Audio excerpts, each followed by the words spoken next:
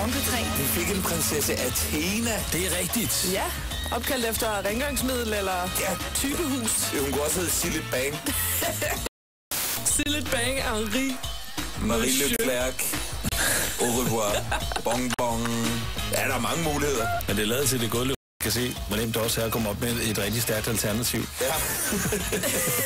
Det må da godt missænke den for. Godmorgen P3. Vi giver dig hele verden på 3 timer.